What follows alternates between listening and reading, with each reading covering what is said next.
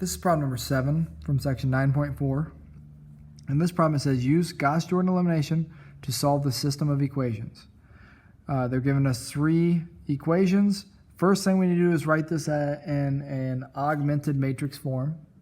So we're going to write this as 3, negative 3, 3, 1, 12, 13, 37, 0, and negative 3, 2, negative 4, 1. Now in this problem, we're going to try to be as efficient as possible. So I need to cancel both this spot to 0 and this spot to 0. So the first thing I'm going to do is I'm going to multiply the top by 4r1, and I'm going to multiply the bottom by also 4r. So this would be 4r3. So this is going to give you 12, negative 12, 12, 4, and we're going to get 12, 13, 37, 0, and the bottom we get negative 12, 8, negative 16, 4. Now we're going to take R1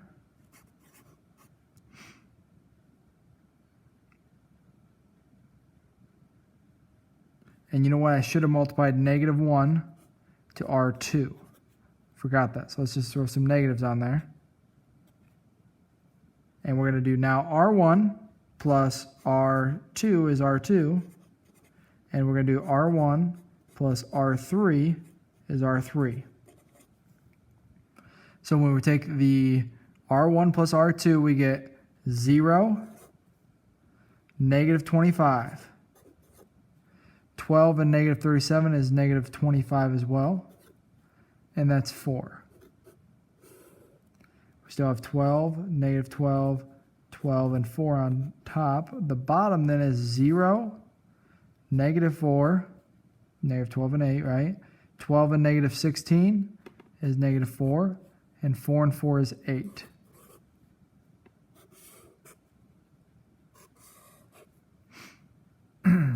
Okay. Let's see how efficient we can be to, well, we really just need to get this bottom one to 0 for right now. So I'm going to multiply this by 25 and this by negative 4. So we're going to go negative 4 R2, and we're going to do 25 R3. This is going to give you 0, positive 100, positive 100, and negative 16. And then here I'm going to get 0, negative 100, negative 100, 8 times 25, 200. And I got 12, negative 12, 12, and 4.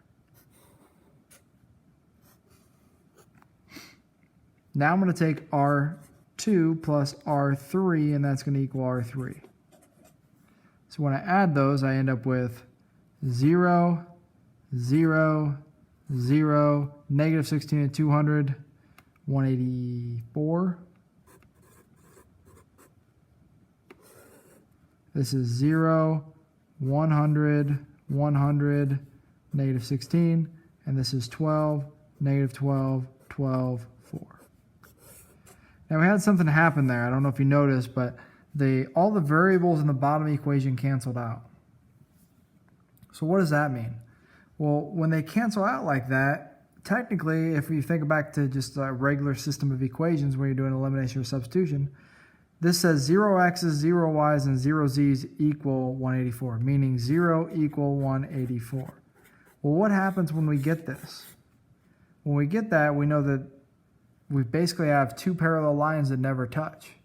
So this is a no solution problem because all 3 of these lines or planes do not intersect in the same spot. So because they don't intersect in the same spot, we can tell that by when we end up with the 2 equations being combined and those 2 equations are showing parallel.